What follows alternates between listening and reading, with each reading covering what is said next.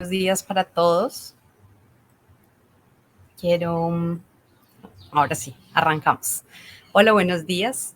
Quiero saludar a todos los que están conectados a esta transmisión a través de las diferentes páginas que nos están apoyando, la página de la Dirección de Audiovisuales, Cine y Medios Interactivos del Ministerio de Cultura, la página de la Red de Consejos Departamentales de Cinematografía, la página del Bogotá Audiovisual Market y, por supuesto, la de Proimágenes Colombia. Yo soy Natalia Gómez, soy subdirectora de formación en Proimágenes y quiero darles la bienvenida a esta segunda sesión de la segunda entrega de conferencias Tengo una película de este año, del 2022. Para quienes se conectan por primera vez, siempre suelo hacer esta misma introducción porque es importante que entiendan y que sepan por qué hacemos estos conversatorios. Que sepan que durante las semanas en las que los comités evaluadores de la convocatoria se encuentran con los posibles beneficiarios, en este caso la semana pasada y esta semana, los comités tienen encuentros virtuales con quienes han presentado proyectos y están en el proceso de selección, de evaluación y de escogencia de quienes recibirán los beneficios este año, los diferentes estímulos de la convocatoria del FDC. Y como es tradición desde hace muchos años, en el marco de estos encuentros solemos invitar a algunos de quienes son los integrantes de los comités evaluadores para que compartan en este espacio un poco de su experiencia, un poco de su trabajo, sus reflexiones sobre el oficio. Y en este caso quisimos dedicar este espacio específicamente a la dirección, a los directores y más concretamente a la puesta en escena. Para eso, pues, invitamos a un director, un director peruano radicado en España, que en este caso hizo parte del comité evaluador de la modalidad de producción de largometraje de ficción en categoría 1, o sea, la primera película de director colombiano. Él estuvo evaluando los proyectos de esta modalidad y quisimos invitarlo a que compartiera con nosotros este espacio y que hablara sobre la puesta en escena a través de su experiencia y de sus trabajos. Para contarles un poco sobre Diego, Diego Vega es guionista y director y él desde su primer cortometraje que se llama Interior bajo izquierda apuntó a las líneas de humor negro que caracterizan todo su trabajo. En conjunto con su hermano Daniel, crearon su primer largometraje de ficción en el 2010, Octubre se llama, y con esta producción obtuvieron el premio del jurado en la sección oficial en Un Certain Regard en el Festival de Cannes.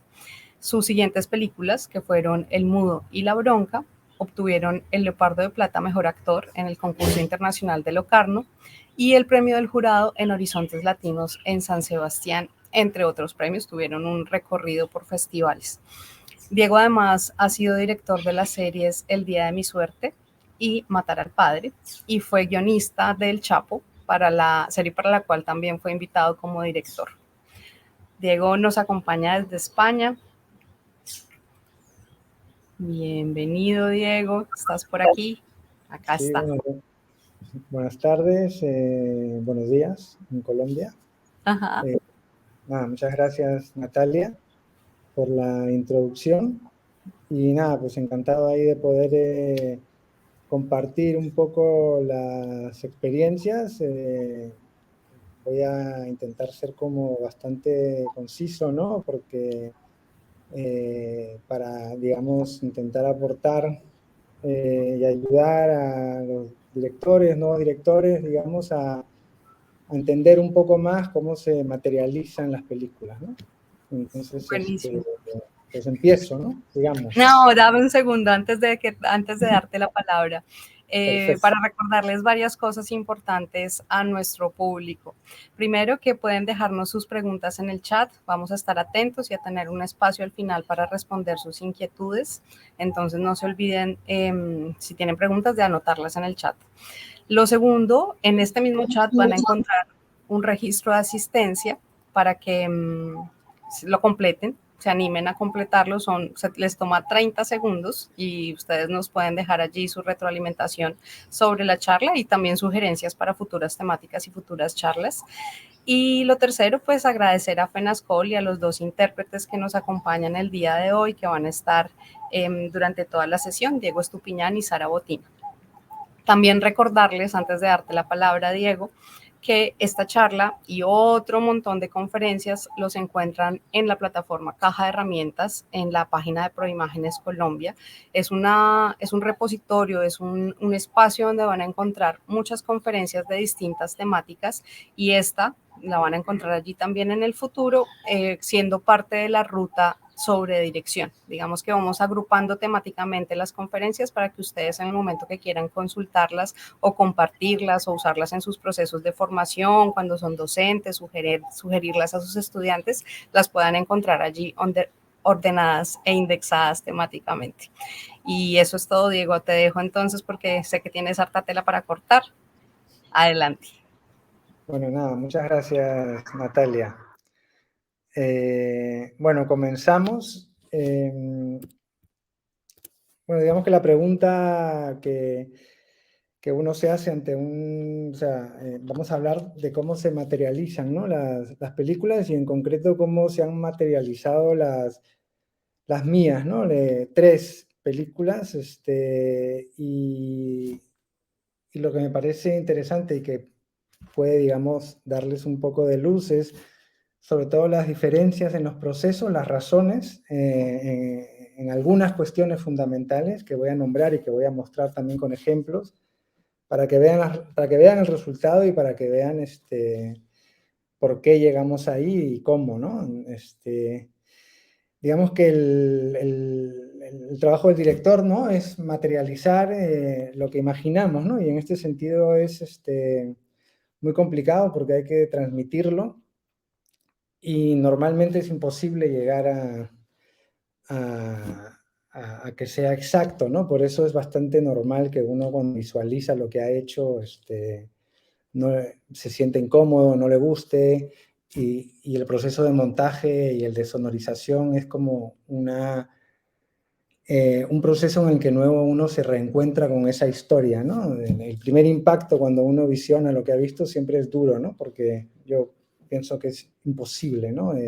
Concretarlo de una manera exacta, ¿no? Entonces es un proceso, el de diseño, de puesta en escena, es un proceso como muy creativo, y es un proceso sobre todo colectivo, ¿no? O sea, en preproducción se toman muchas decisiones lideradas por el director en conjunto con una serie de figuras claves, ¿no? Como el director de foto, el director de arte, ¿no? El sonidista, ¿no? Y ya luego en rodaje, digamos que el director está un poco más solo, acompañado de los actores y en todo caso del fotógrafo, ¿no? Y digamos que está el director solo ante el peligro, ¿no? Las razones por las cuales un director trabaja de una manera la puesta en escena, ¿no? O un director que lo quiere controlar todo, o que pretende controlarlo todo, que trabaja con storyboard, con planificación muy exhaustiva, con muchos ensayos, o un director que de alguna manera no lo quiere controlar todo y busca, digamos, que ocurra algo inesperado, o busca registrar, digamos, algo no tan planificado. En realidad las razones tienen que ver con la personalidad del director, ¿no? Y entonces un rodaje adquiere la personalidad de ese director, y las razones son muchísimas, ¿no? Tienen que ver con cómo uno ve el arte, con cómo uno ve el oficio, con cómo uno ve la vida, con la seguridad que uno tiene, con lo inseguro que puede ser uno, con muchísimas cosas, ¿no? Pero es verdad que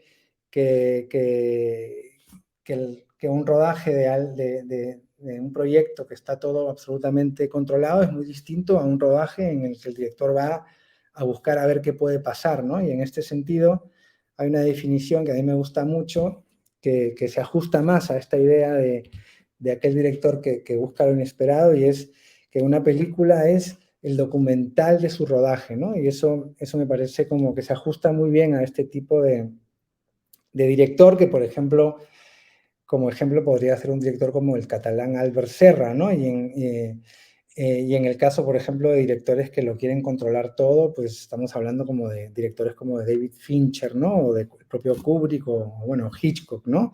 Que son directores que realmente lo controlaban todo, aunque bueno, es imposible controlarlo todo, pero digamos que hacen un trabajo exhaustivo, ¿no? muy detallado de ensayo de cámara, ensayo de actores, planificación, guión técnico, bocetos, storyboard, etcétera, ¿no? Entonces, digamos que en mis películas, bueno, yo como director, digamos que no me ajusto a ninguna de las dos definiciones que he dado, porque es verdad que bueno, hay un espacio enorme, ¿no? Entre un director que lo controla absolutamente todo y un director que se lanza, digamos, un poco al vacío, ¿no?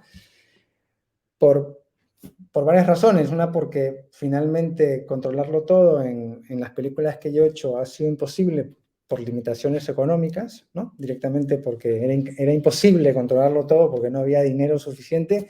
Podíamos acercarnos a, digamos, a un control de alguna manera y también porque... y también por nuestra manera de enfrentarnos, digamos, al cine y a las películas, también siempre nos gusta ver qué va a ocurrir en el rodaje sin ¿cómo se llama?, dejarnos absolutamente a la improvisación, ¿no? Entonces, digamos que este término medio entre unos directores que preparamos bastante el rodaje, digamos, en la primera película hicimos storyboards, hicimos guión técnico, digamos, en la última no hicimos nada, ¿no? Ya les voy a comentar y van a ver los resultados. Siempre habían, digamos, espacios para que ocurrieran cosas inesperadas. Una manera también de que ocurran cosas inesperadas es trabajar con no actores, por ejemplo, ¿no? O sea, muy distinto trabajar con actores profesionales y con no actores. Porque, bueno, los actores también son parte de este diseño de la puesta en escena, los ensayos que hagas, la manera de actuar, además, evidentemente, de la luz, la escenografía, el sonido, la puesta de cámara, etcétera, ¿no? Son los elementos, digamos, que uno como director tiene las herramientas para crear planos. Básicamente estamos hablando de que todo esto es para crear un plano y otro y otro y otro, para luego contar esos conflictos dramáticos que están en este guión, ¿no? Es pasar de la idea a la imagen.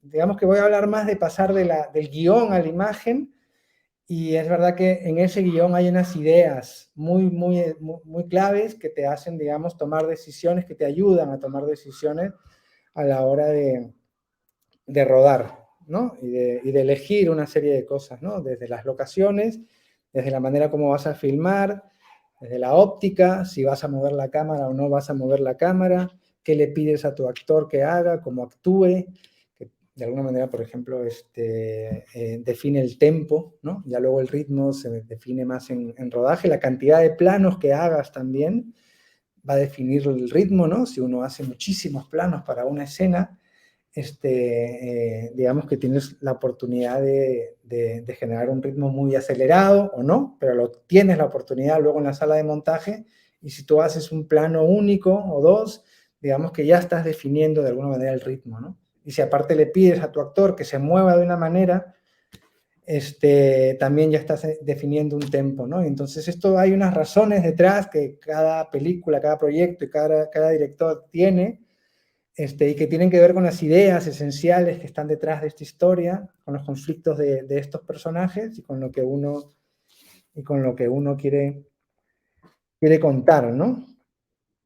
Entonces voy a empezar, digamos, dando ejemplos, ¿no? de las películas que yo he hecho, ¿no? Para ilustrar un poco todo esto, ¿no? O sea, yo les decía que en realidad voy a hablar de Octubre, la primera película que hicimos, El Mudo y la Bronca, ¿no? Octubre y El Mudo, digamos, son dos películas que a nivel de diseño de puesta en escena, ¿no? De manera de ser filmada, son muy similares, ¿no? Hay unas cuestiones claves que las diferencian y que son importantes, pero ya van a ver que son, digamos, tomamos unas decisiones que de alguna manera el resultado fue un resultado muy, digamos, que sigue una línea, ¿no? Que se podría llamar estilo, pero en realidad sigue como una línea, ¿no? Un tipo, una atmósfera, un tono, una manera de contar, un humor también, ¿no? Antes Natalia ha dicho que, ¿cómo se llama?, que hemos definido de alguna manera nuestros trabajos, desde el corto que hicimos y las películas y también la serie esta, El Día de mi Suerte, que era el humor, digamos, el humor negro de alguna manera, es verdad, que nos sentimos cómodos, mi hermano y yo, contando las historias de ese lugar, o siempre vemos ese humor en las situaciones, pero la última película que hemos hecho, la tercera que les voy a comentar, esto es un drama familiar y no tiene ese humor negro que ¿cómo se llama?, que tienen las otras, ¿no? Entonces, comenzando con Octubre, ¿no?, que es una película que, en realidad las tres películas, pero Octubre en particular, es una película que tiene muchas versiones de guión, creo que llegamos a 13 versiones de guión, además de las que son 1.1, 1.2, 1.3, o sea, en realidad nos pasamos años escribiendo, porque nos pasamos mucho tiempo buscando el dinero, ¿no? Y entonces es un guión como muy depurado, ¿no? Un guión que en realidad tiene lo estrictamente necesario y era un guión que funcionaba, que terminó funcionando bien, ¿no? Es un guión que recibió como varios premios, que fue seleccionado en varios laboratorios, entonces en ese sentido era un guión que estaba bien estructurado y era un guión en donde ya se leía, digamos, una atmósfera y un tipo de personaje, ¿no? Si yo tuviese que decir por qué es lo que define la puesta en escena, ¿no? Que estamos hablando de puesta en escena, ¿no? Y por qué terminamos filmando esta película de la manera como la terminamos filmando, por qué terminaron actuando los actores como terminaron actuando, especialmente el protagonista, ¿no? A pedido nuestro, ¿no? Los directores, porque la película en esencia aborda dos temas, o habla, digamos, sobre sobre la soledad de estos personajes, ¿no? De alguna manera cuestiona si es posible realmente vivir solos, ¿no? Y si quieren estos personajes vivir solos, o qué hacen para dejar de vivir solos, ¿no? Entonces, de alguna manera que la soledad de de los personajes atravesaba todo el guión, ¿no? Y otra de las cuestiones era como el deseo contenido de que la vida cambie, ¿no? Y sobre todo el protagonista, ¿no? Que tiene un deseo, que es un personaje que cree ¿cómo se llama?, que está bien como está, ¿no? Ahí en su casa, solo, con el trabajo que tiene, que es un prestamista, ¿no? Que se relaciona con la gente a través del dinero y nada más, que todo lo compra, incluso digamos, el sexo, o sea, todo lo compra, para él todo es una transacción monetaria, y entonces había como una contención muy grande en este personaje, ¿no? Pero en el fondo había un deseo de que las cosas cambien, ¿no? Y entonces, digamos que estas dos cosas, si yo tuviese que elegir, ¿no? Con qué en la cabeza tomamos decisiones de por qué filmar de esta manera, ¿cómo se llama?, con estos dos elementos, ¿no?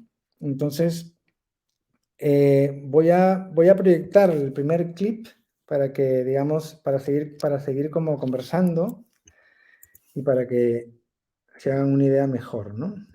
Ahí voy.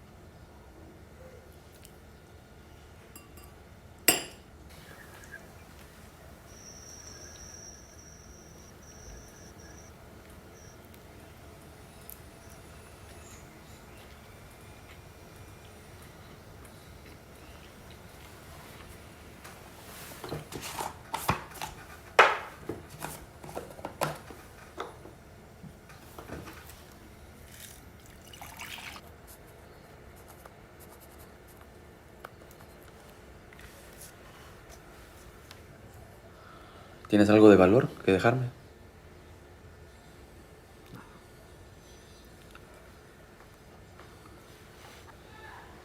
Julia Guamán es tu garantía, entonces. Así es. Tu DNI.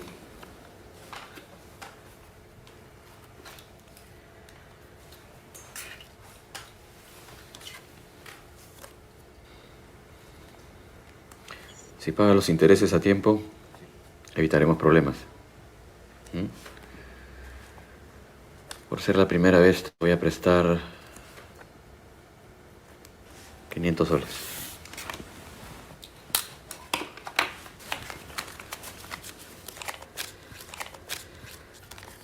Bienvenida a La Plata. A ver si despego esta vez. Ya me toca. Lo importante es hacer...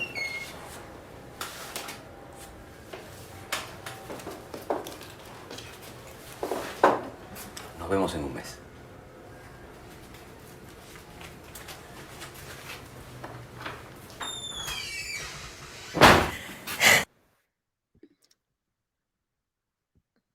Entonces, quito la transmisión. Ya lo he quitado, ¿no? Correcto. Entonces, como pueden ver, recuperando lo que decía antes sobre lo que, digamos, nos hizo tomar la decisión de filmar de una manera, ¿no? Hablábamos de la soledad del personaje, hablamos de la contención. Digamos que optamos por los planos generales, digamos, ¿no?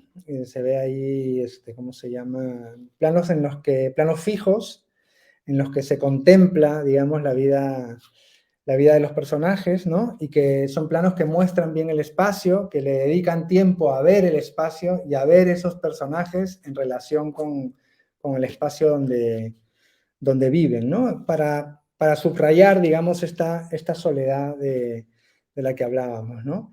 Y en términos, por ejemplo, de ese deseo contenido, ¿no? De eso que no se dice, trabajamos mucho con el actor principal, ¿no?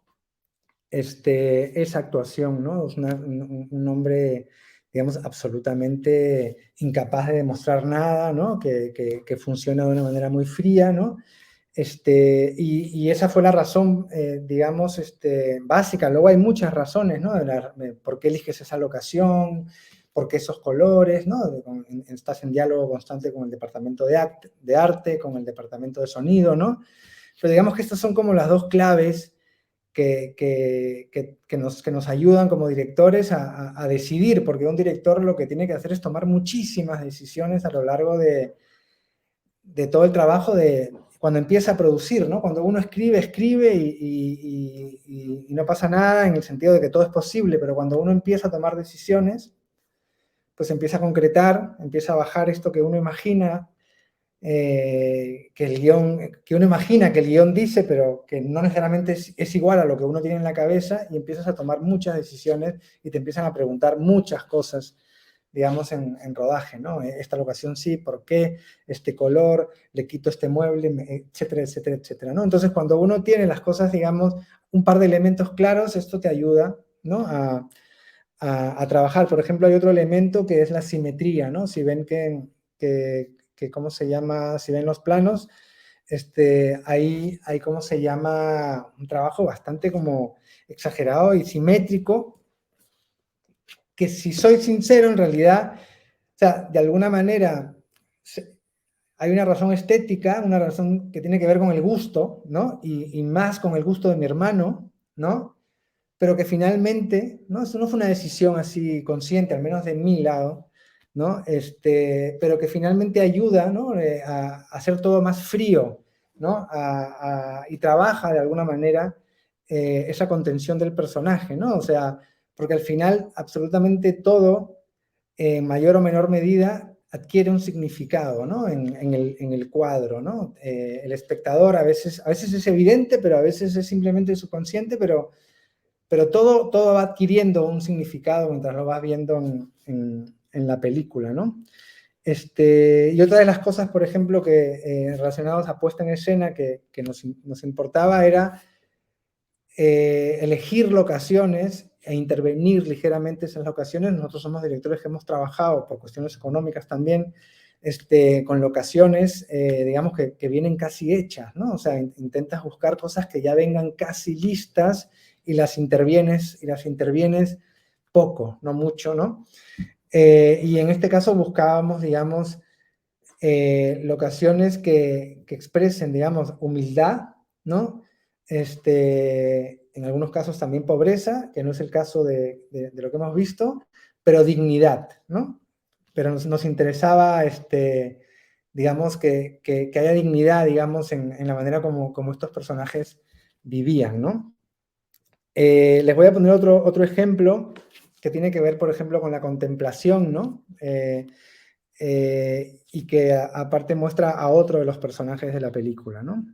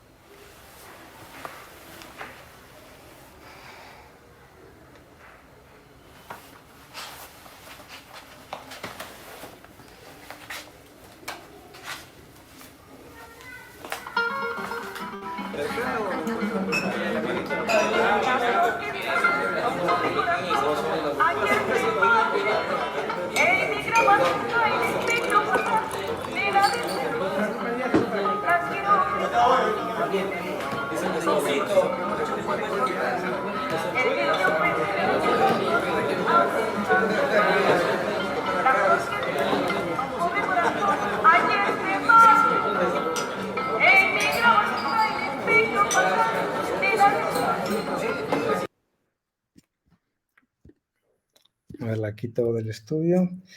¿No? Como ven aquí, otro personaje, digamos, principal de la película, Sofía, digamos, otra vez la soledad, ¿no? Y otra vez, digamos, la contemplación de los espacios, en el primer caso, su casa, ¿no? Incluso en el primer caso apenas vemos unas piernas, ¿no? Podemos entender que está intentando masturbarse, quiere masturbarse y que luego se le quitan las ganas.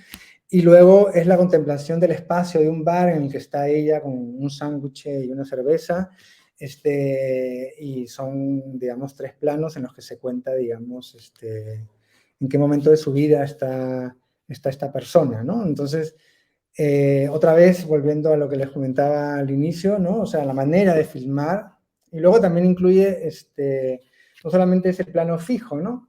Sino también es la óptica que utilizas, ¿no? O sea, qué óptica decides usar para filmar estos, ¿cómo se llaman? Estos planos, pues evidentemente no es un teleobjetivo, porque no tendría ningún sentido utilizar un teleobjetivo y sacar de foco, digamos, el fondo, porque aparte esto te genera, digamos, una sensación muy distinta que sí utilizamos en la siguiente película por otras razones, ¿no?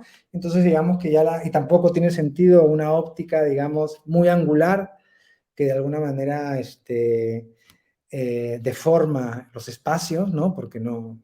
entonces, son ópticas que de alguna manera registran muy cercano al ojo humano, ¿no? Entonces, ópticas entre 28 y 35 milímetros, ¿no? Que de alguna manera nos hace sentirnos, digamos, voyeristas, digamos, de la vida de estos personajes, y era un poco lo que nosotros queríamos hacer, ¿no? Entonces, por estas razones, digamos, la película se va construyendo de esta manera, y entonces esto produce que no haya muchos planos en la película. No es una película con la que llegamos a sala de montaje con muchísimos planos. Es una película, todo lo contrario, que tiene pocos planos, y entonces esto ya produce un ritmo, digamos, mucho más pausado, ¿no? Y que también depende mucho del movimiento interno de las escenas, ¿no? Y si los actores también se mueven de una manera pausada, entonces ya nos hacemos una idea del ritmo y el tempo al que queríamos, ¿no? Y que teníamos un poco en la cabeza, ¿no? Entonces, Y la idea era, digamos, de la película, la idea de lo que contaba la película era que todos estos personajes, hay otro personaje, ¿no? Que también es un personaje principal, que también se encuentra, digamos, cuestionando si realmente quiere acabar su vida así, que es un poco mayor, y que secuestra, digamos, en realidad no, secuestrar tampoco es la palabra adecuada, ¿no? Se lleva de un hospital en donde no se sabe muy bien, esto es como medio ambiguo en la película, si es su novia o si es una mujer muy mayor que está sola y no tiene a nadie, y él se la lleva para irse a su pueblo, y entonces todos coinciden en la casa del personaje principal, que es, digamos, el personaje que hemos visto al comienzo y que vive en esta casa y que cree que tiene como su vida resuelta, ¿no? Entonces, les voy a mostrar este momento del personaje que se lleva digamos, el momento final, porque tampoco da tiempo de ver tanto, del hospital y cómo llegan a la casa del personaje, ¿no?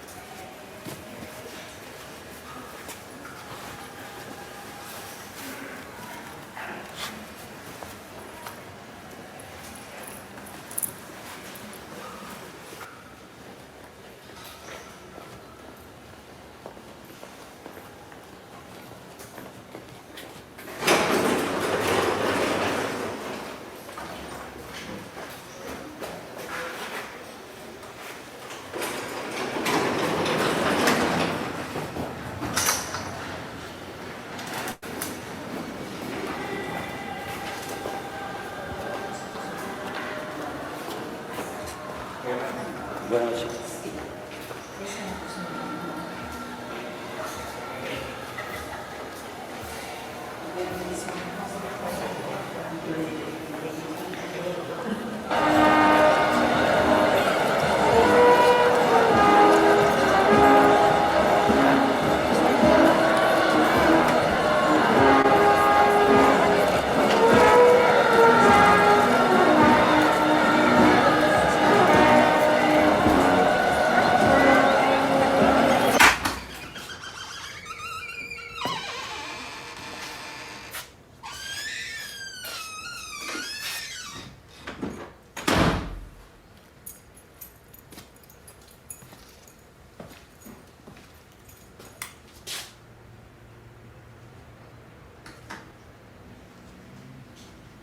Feliz cumpleaños, Clemente.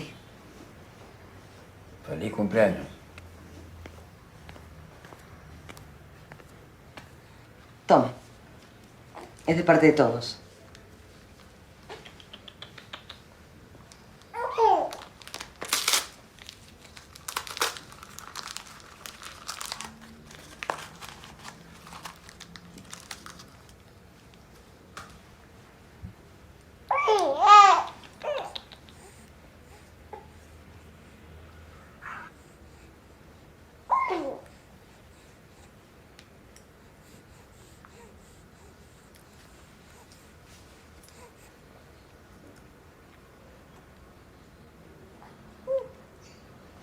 Falta la foto.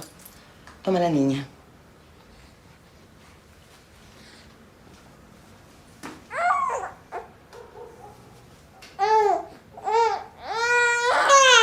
Ya, ¿listos?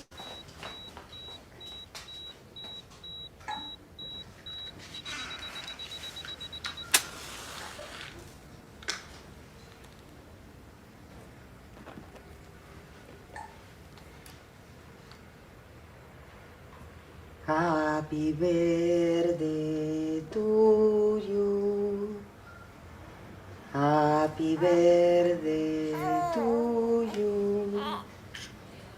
Happy birthday, Clementito. Happy birthday to you.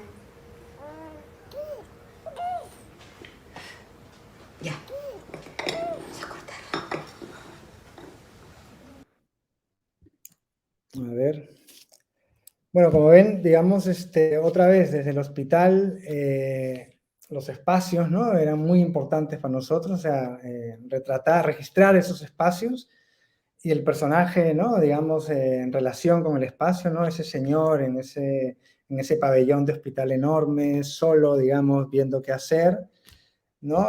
Y dedicarle tiempo a esos espacios, o cuando ya salimos del hospital, quedarnos en ese pasillo con esa persona que limpia, digamos, al final del día, ¿no? Que también es, digamos, algo muy solitario, ¿no?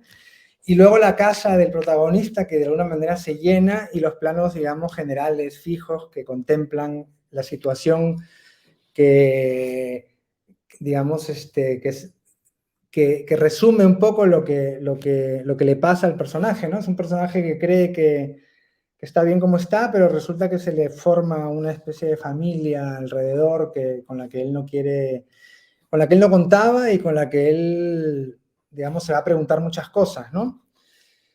Y en términos, digamos, para resumir, porque quiero pasar a las otras películas, digamos, una anécdota relacionada, digamos, las consecuencias de haber filmado así en la sala de montaje, ¿no? Por ejemplo, llegamos a un momento en la película, al final, un momento climático, digamos, climático dentro del tono de esta película, ¿no? Y en la historia hay un billete falso que le dan al personaje principal, que está toda la película, él le intenta como pasarlo, pero en realidad nunca puede, ¿no? Y entonces el billete se convierte en algo como simbólico, ¿no? Empieza a significar algo ese billete. Y al final lo logra pasar, se lo da, digamos, a este señor, a este viejito que aparte es su cliente. Y el billete, por una razón que tampoco la contamos exactamente por qué, pero deducimos que puede ser por ella, por Sofía, le regresa a él, se lo devuelven, ¿no? Entonces es el momento en la película en la que ¿cómo se llama? En el que el personaje tiene que expresar algún cambio, ¿no? Es el momento en la película hacia el final en el que, digamos, es la catarsis, pero claro, en la catarsis, en un personaje así, con esta contención, en la que aparte nosotros teníamos mucho temor de hacer, ¿cómo se llama? Actuaciones muy exageradas, ¿no? Cercanas a la telenovela, entonces había como también una paranoia, no todo tiene digamos, una explicación artística, ¿no? También es a veces por miedo, ¿no? A no hacer algo que no te gusta. Necesitábamos una emoción, y entonces en la sala de montaje resulta que no pasaba nada, ¿no?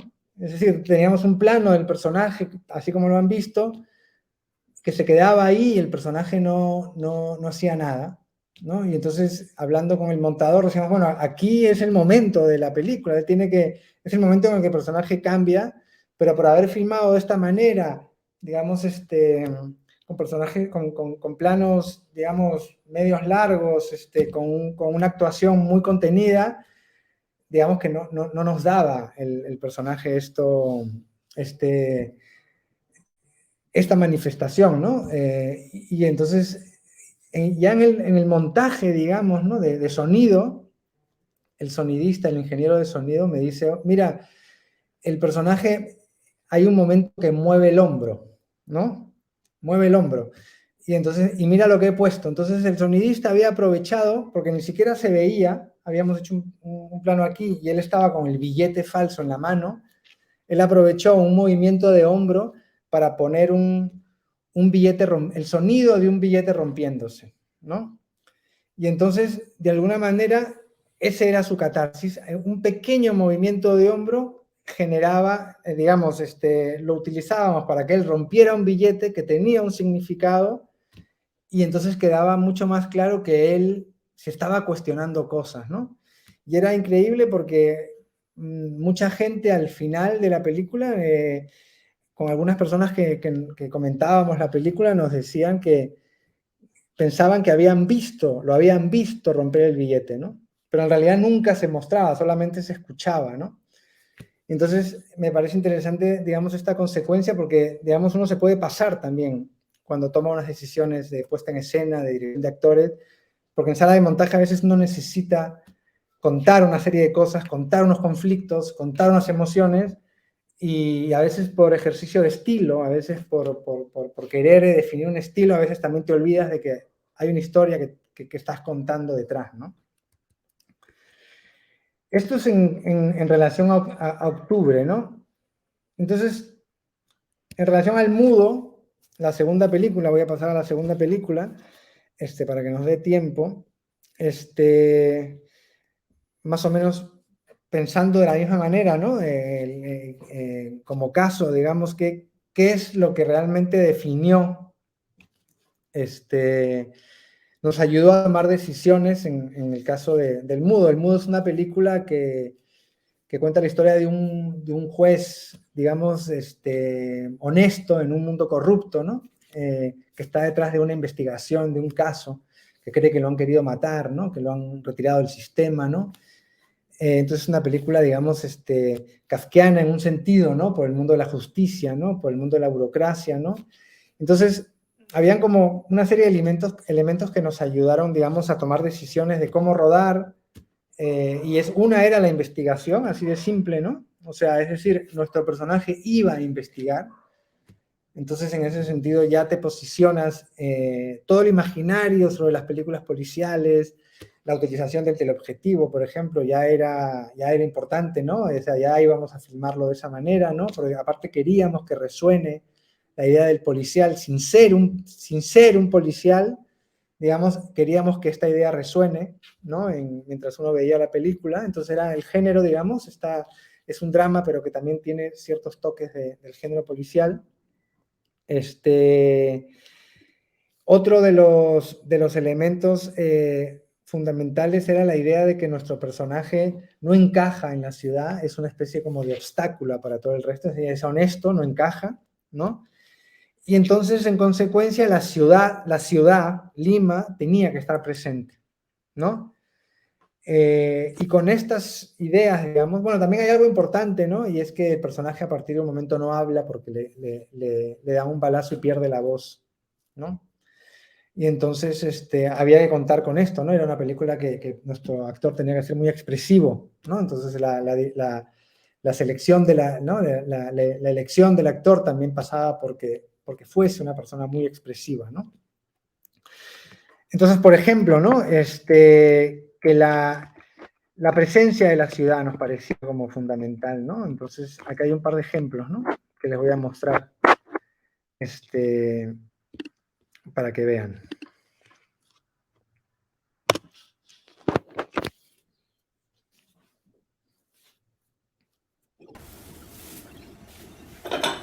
No, me equivoqué. Me equivoqué, perdón. Ahora voy. Ahora sí.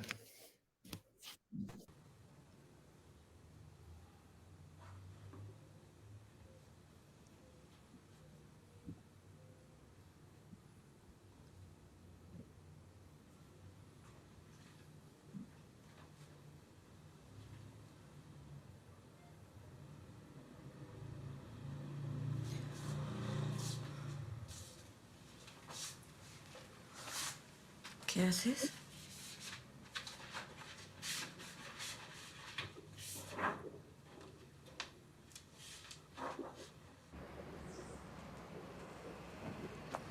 Hola, papi. Buenas tardes, señor.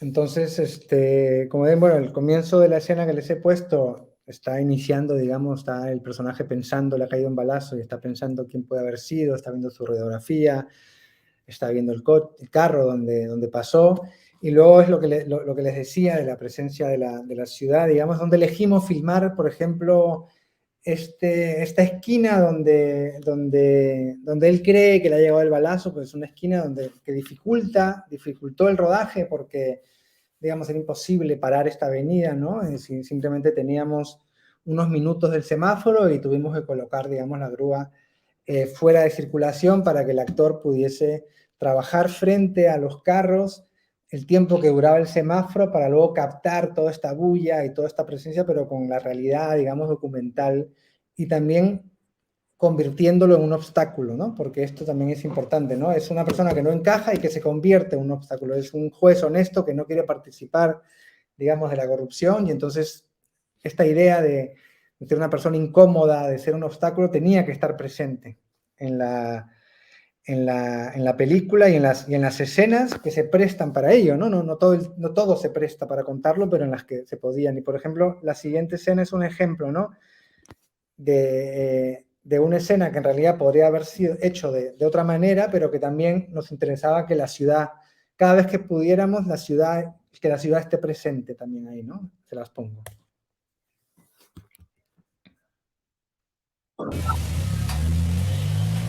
Autor, yo no puedo entrar a esa casa así porque sí, porque usted piensa. Debo estar seguro, tener una orden. Tengo que cuidar mi chamba. Sinceramente, yo no creo que ese hombre se haya metido a dispararle.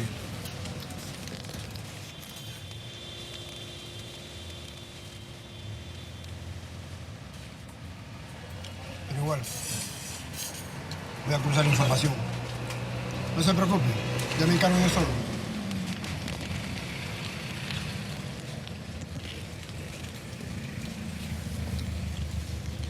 Doctor, quiero consultar algo. ¿Usted sabe lo que es que te metan a un hijo al lorigancho? ¿Usted cree que era necesario?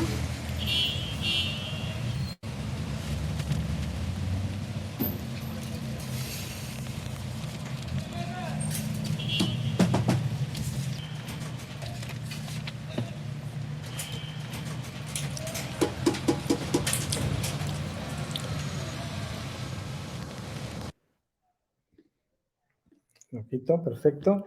Y el siguiente clip que también quiero, ¿cómo se llama? Bueno, como ven en este clip, o sea, ese diálogo en realidad podría haber sido filmado en una comisaría, en un espacio cerrado, podría haber sido en una casa, en un interior, donde sea, pero nos interesaba incluso que resuene esto muy neoyorquino, digamos, entre comillas, de las películas americanas, ¿no? De policía que se come su refrigerio, ¿no? Esta sensación, pero en Lima, ¿no? O sea, conscientes de que era en Lima, ¿no? Entonces, digamos, aquí está el diálogo que necesitamos, pero la ciudad está presente y también es algo como documental. Está muy presente visualmente, pero también de manera sonora, ¿no?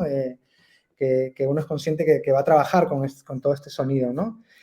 Y un plano también que ¿cómo se llama? Que combina ambas cosas, la idea de la ciudad presente y el personaje como obstáculo, ¿no? Está en el siguiente ejemplo, ¿no?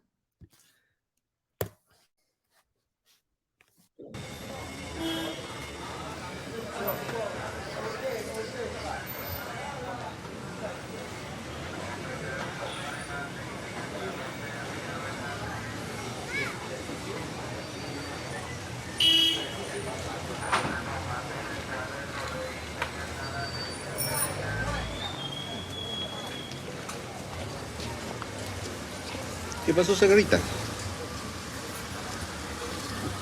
¿Por qué mientes si tu hijo? Sí. Ni idea. ¿No sabes nada? Ya pues, tú eres amigo del gordo. Yo no voy a regresar a Mala. No tengas mala sangre. Mal hasta calado. Ten paciencia. No entiendo. Si he estado produciendo resultados socialmente útiles como magistrado.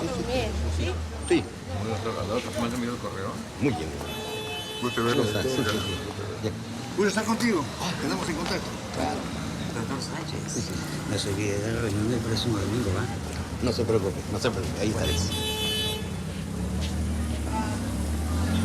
Bueno, me están esperando. Ten paciencia, luego hablamos.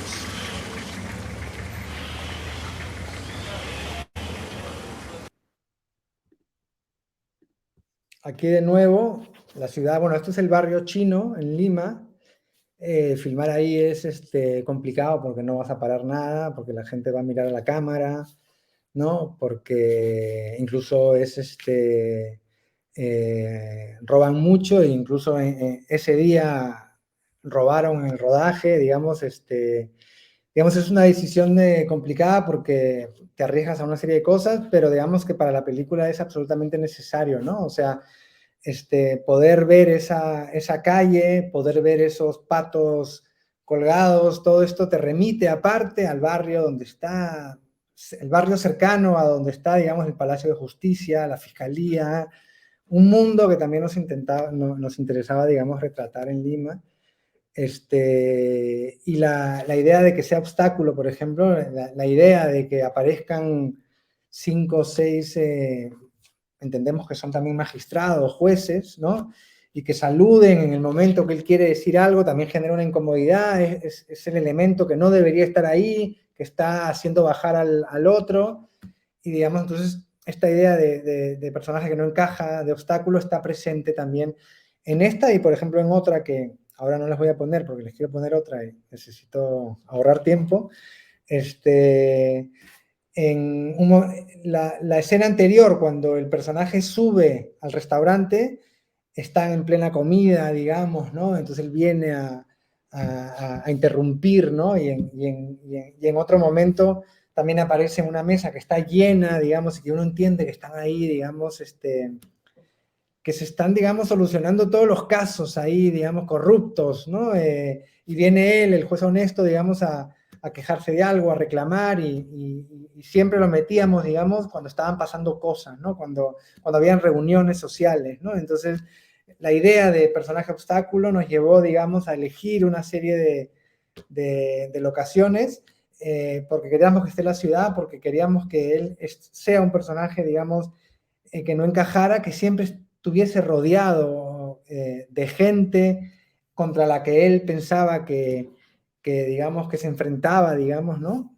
Para ir también construyendo una idea de delirio, porque es verdad que se va construyendo la idea de que quizá a este juez muy honesto, quizás se le ha chispoteado un poco el cerebro, ¿no? Y entonces, esto por el lado, digamos, de la ciudad, de personajes que no encaja como, ¿no? Y cada vez que teníamos la oportunidad, ¿no? Digamos, acabábamos una escena con el personaje en una calle concurrida, nos situábamos a veces un poco más lejos para no intervenir, para que sea más fácil, pero siempre intentábamos que la ciudad esté presente, ¿no?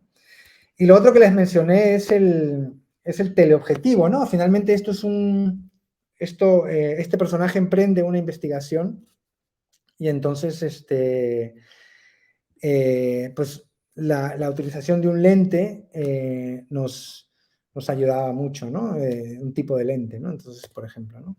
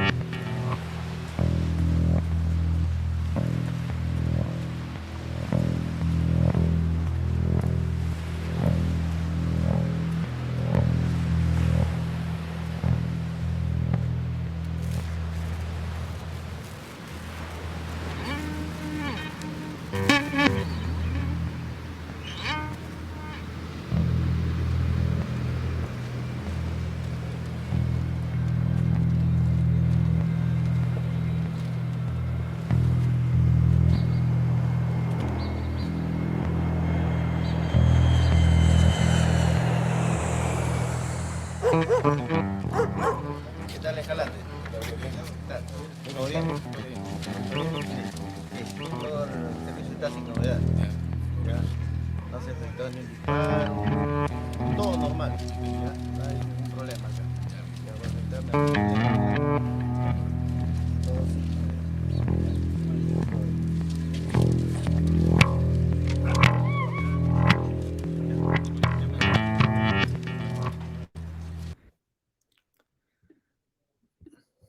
¿No? Bueno, esta escena no es donde hay más utilización de teleobjetivo, pero sí hay unos cuantos que, digamos, ilustran un poco lo que les quería comentar.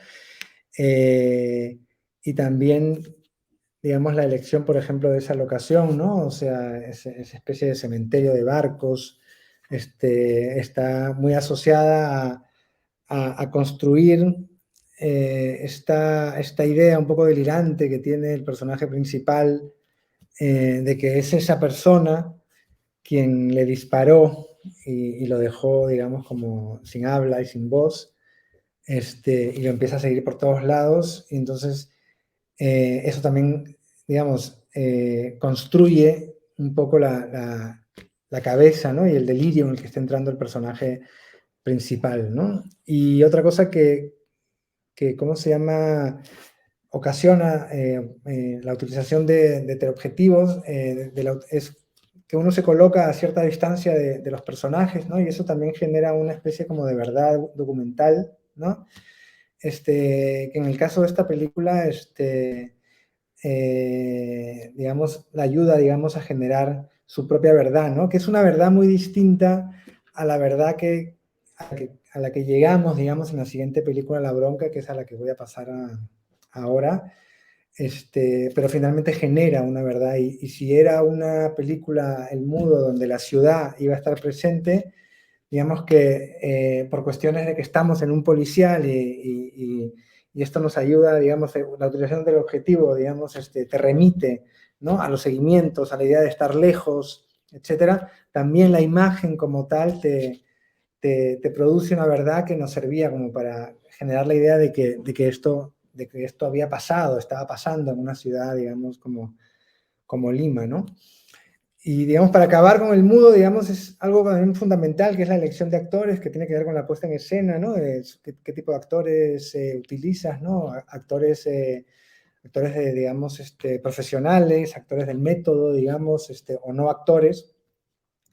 En esta película el protagonista aparece prácticamente en todos los planos. Creo que hay como 3 o 4 planos en los que no sale, pero el resto de planos aparece absolutamente, y eso lo teníamos claro, ¿no?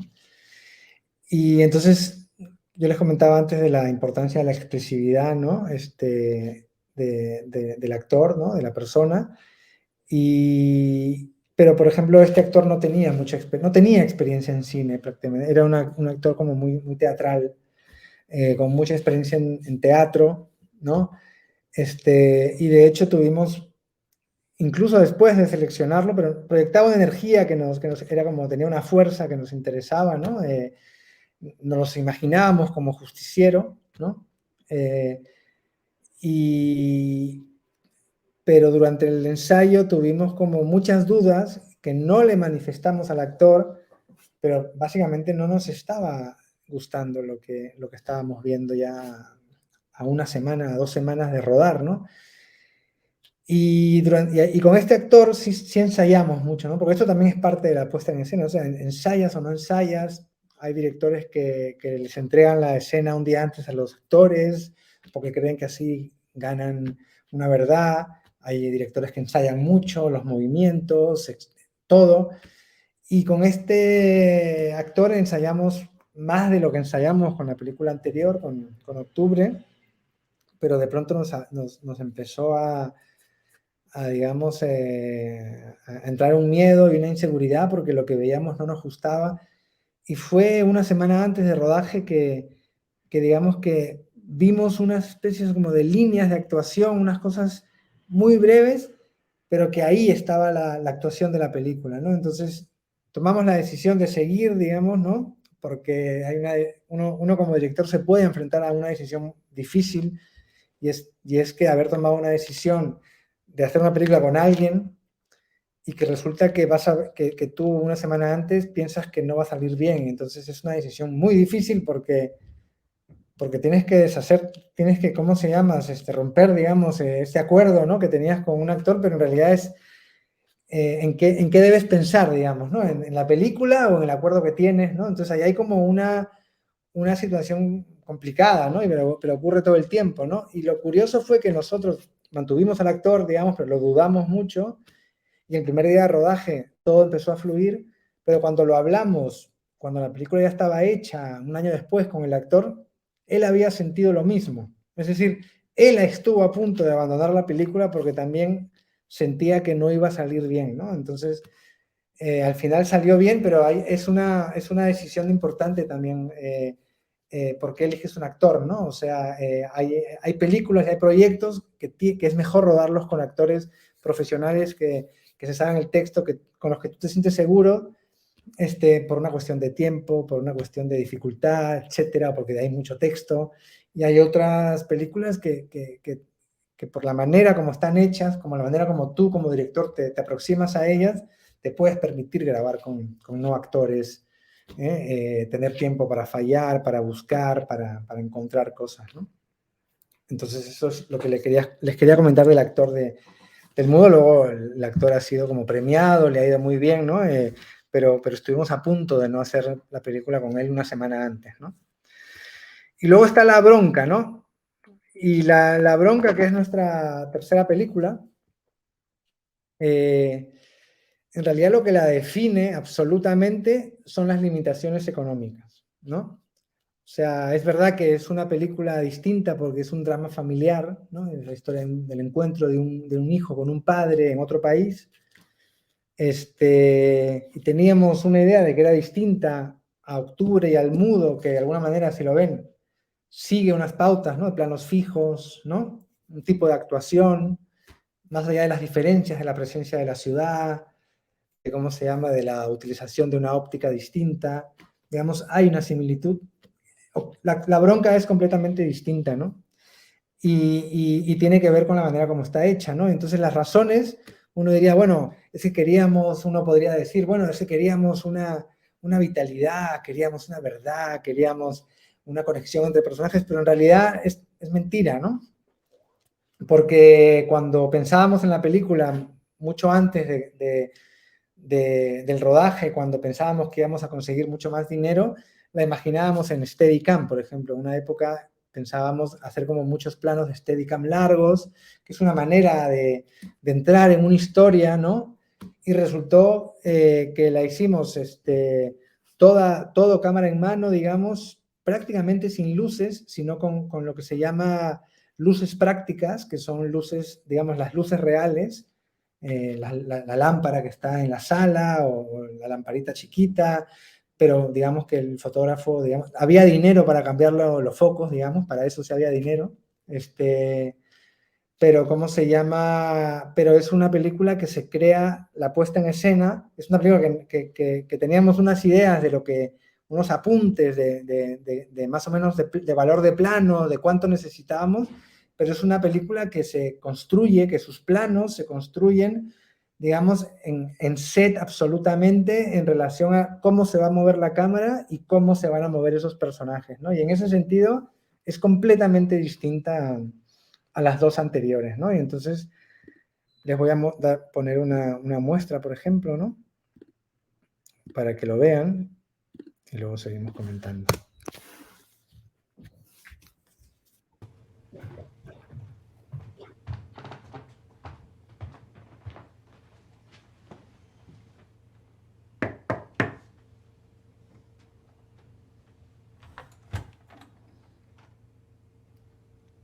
Toño, ¿se puede? Sí, baja.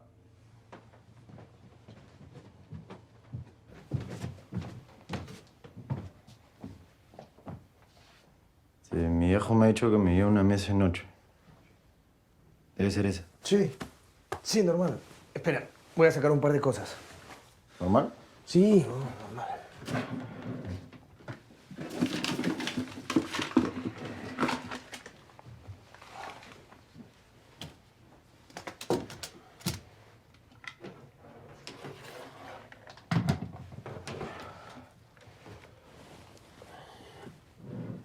Tu regalo. ¿Puedes? Sí, sí. ¿Seguro? Sí, yo lo digo. De abajo, Chaparro.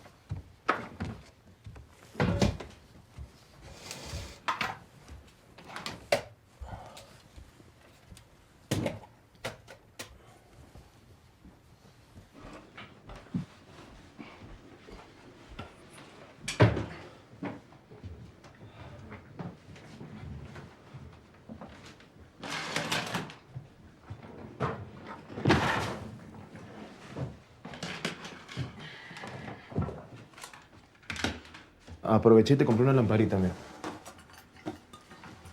¿Qué tal? Hey.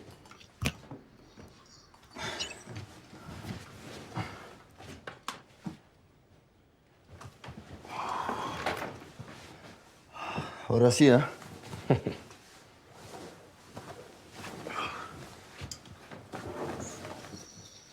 Este país es de puta madre, vas a ver. Ya.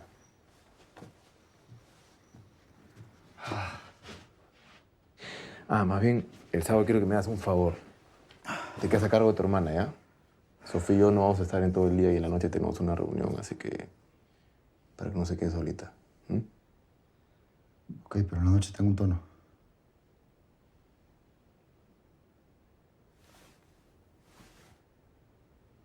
Ya. Ya, yo le digo a Toño que te cubra. Ok.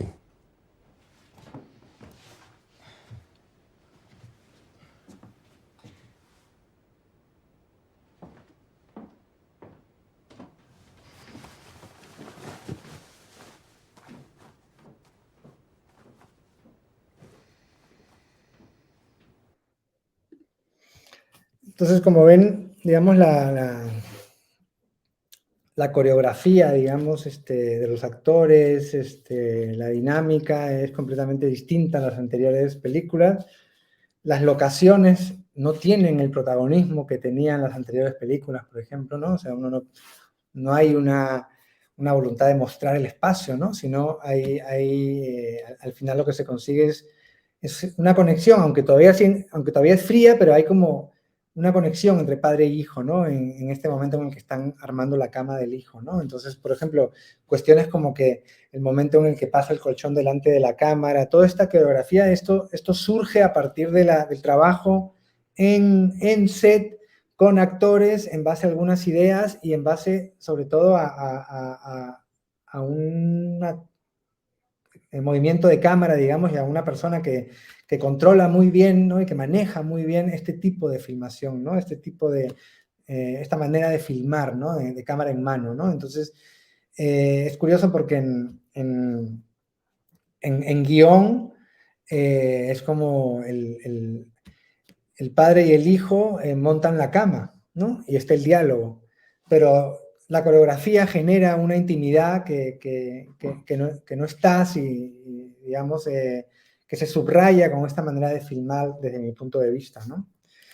O, por ejemplo, esta otra escena, que es la última que voy a poner porque creo que ya no queda mucho tiempo, ya me lo dirán, Natalia, que también en guión era, los dos personajes salen borrachos de una fiesta, ¿no? Y al final, pues se filmó esto.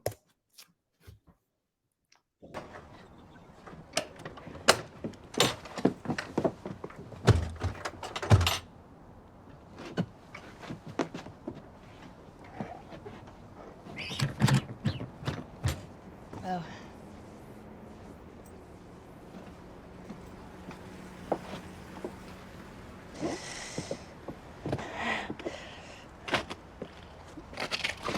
I'll drive. No, I'm okay. Yeah, look at your face. Well, you don't look much better than me. Look at you. Okay. I drive. Okay, no, I'll wait. Come on. Away. No, don't go in the car. I'll drive. À vos ordre, mon commandant. Hey, officer. Hey, I saw a fancy hotel 5 blocks from here. Do you wanna go just for play sometime? Huh? No, let's go home now.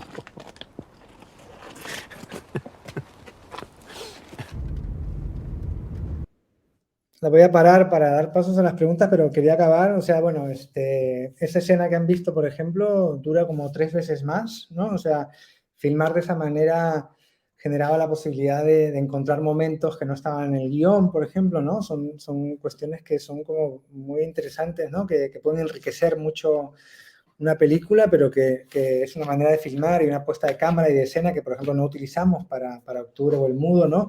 Donde también había espacio para improvisar, pero mucho más medido, ¿no?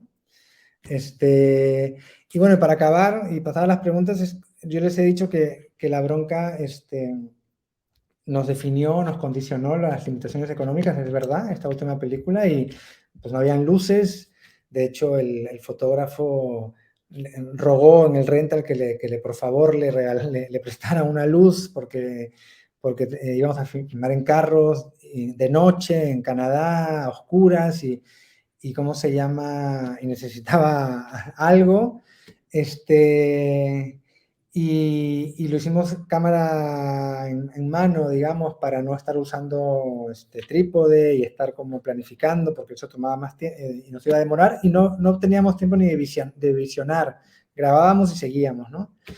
Y Octubre también nos condicionó las limitaciones económicas, que de hecho no se los he comentado, y de hecho filmar de manera fija los planos también es una decisión que no solamente tiene que ver con lo que yo les he contado de contemplar, que era parte de la propuesta, pero algunos movimientos de cámaras teníamos, nos hubiese gustado hacer algún dolly, pero tampoco teníamos el tiempo muy justo y la utilización de rieles o cosas así, pues, digamos, entorpecían un poco, o sea, nos tomaba mucho tiempo, entonces que la película hubiese sido pensada así es cierto, pero que se haya hecho extremadamente así también tiene que ver con las condiciones económicas. Es decir, optamos por solamente planos fijos y no hacer movimientos de cámara, ¿no? Porque un movimiento de cámara te exige un ensayo, te exige seguir con el foco, etcétera, ¿no? En cambio, con El Mudo, digamos, tuvimos un poco más de recursos y es la película, digamos, que tardamos en hacer, bueno, fueron 5 semanas, tampoco es mucho, pero Octubre lo hicimos en 4. El Mudo lo hicimos en 5 semanas y la última la hicimos en 3 semanas, ¿no? Y con semanas de 5 días, Octubre, en cambio el Mudo, no, perdón, La Bronca, semanas de 5 días, o sea, 15 días, y Octubre y El Mudo, semanas de 6 días de trabajo, ¿no? Entonces, digamos que mucho más días de trabajo, ¿no? Y bueno, esto es lo que yo les quería comentar sobre las experiencias, ¿no? Espero que les ayude, ¿no? Y ¿cómo se llama? Cuando quieran, si tienen preguntas, yo encantado. Bueno, gracias, Diego. Tenemos algunas preguntas en el chat. Te voy a leer un par de las que encontré. Nos pregunta Andrés Buitrago. Hola, Diego. Para ti, ¿hasta qué punto es la premisa temática la que determina las decisiones estéticas y puesta en escena? ¿Y hasta qué punto es la trama o la narración la que define esas decisiones?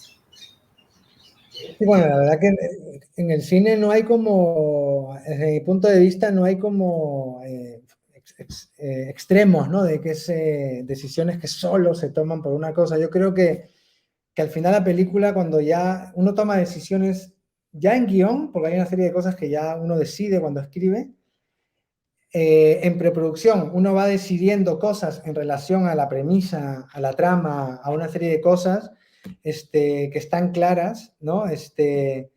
Y a la hora de rodar, es verdad que a veces, a la hora de dirigir actores, a veces uno recurre más a las ideas, digamos, fundamentales, a las premisas, a los conflictos, que a la trama, pero también tiene mucho que ver la importancia de la escena, por ejemplo, ¿no? Es decir, si hay una escena informativa, digamos, ¿no? O sea, porque ahora he hablado en términos globales, ¿no? Pero es verdad que uno lo que construye son planos para contar escenas, para luego montar esas escenas. Pero luego hay escenas que son solamente informativas, ¿no? Es decir, si uno quiere contar que una persona es profesor y está corrigiendo exámenes y nada más, pero resulta que esa persona es una persona que vive sola, es decir, uno no puede ocupar mucho tiempo, no debería ocupar mucho tiempo en esa escena, pero si es una persona digamos, en el caso de Octubre, he hablado de la soledad y tal, pues entonces la decisión de la casa de esa persona, de cómo vive, ya habrá sido tomada, ¿no? Entonces digamos que la premisa, la idea temática estará presente en esa locación, en la actuación, pero a nivel de planos, por ejemplo, y de tiempo que le dedica a esa escena, es muy breve, ¿no? Si uno tiene que contar, digamos, un momento en el que digamos, hay trama, hay un seguimiento, ¿no? Por ejemplo, en el caso del mudo, que iba detrás de un personaje y que tenía que ¿cómo se llama?, seguirlo y intentaba descubrir algo, pero al final no descubría nada y lo único que ocasionaba era, digamos, inducirle miedo y paranoia a este sospechoso que terminaba matándose por su culpa, digamos, la trama, en nuestro caso, en esta película, fue importante en la medida que necesitábamos contarlo y que que te resonara el género policial. Pero nosotros trabajamos mucho más la premisa, ¿no? Pero hoy, por ejemplo, yo te diría que me hubiese gustado trabajar un poquito más la trama, ¿no? O sea, pero bueno, son dos cosas que uno juega con estas dos cosas y son cosas que se definen en guión, en preproducción, en rodaje y luego en montaje. O sea, en realidad es un equilibrio y si están claras, al final van a estar presentes y las decisiones las vas a tomar en función de la escena que estás contando, ¿no? O sea, hay escenas para contar esa premisa, hay escenas para subrayar algo del personaje, una crisis o lo que sea, y hay escenas para contar una información en las que tienes que ser muy claro también, ¿no? A nivel gráfico, ¿no? Está pasando esto, ¿no? Te pregunta Juan David Jaramillo, ¿cómo es posible la realización de un gran plano general con la aparición de tantas personas? ¿Son extras o de qué forma se pueden lograr este tipo de planos? Bueno, dependiendo de los extras, es decir, por ejemplo, en el mudo utilizamos la calle, ¿no? Eso tiene sus dificultades porque son muchas tomas hasta que nadie mire la cámara, por ejemplo, ¿no? O sea, pero digamos que tienes esa calidad, digamos, de esa vida, ¿no? ¿Cómo se llama? Pero, por ejemplo, en escenas de restaurantes que hicimos con el mudo, digamos, donde había muchas mesas, todas, digamos, comiendo al mediodía, todas en movimiento, en las que todas deben tener un tipo de acción, digamos, pues uno se focaliza en lo que está contando, digamos, es, por ejemplo, la mesa donde suceden las cosas, ¿no? Que es donde pasan las cosas, y todo lo demás, todos los extras, digamos, pues reciben unas indicaciones que vienen de dirección, porque tú necesitas cierto movimiento. Es verdad que el mundo visual que está detrás de la película, no solamente a nivel visual, sino a nivel sonoro también es como fundamental, ¿no?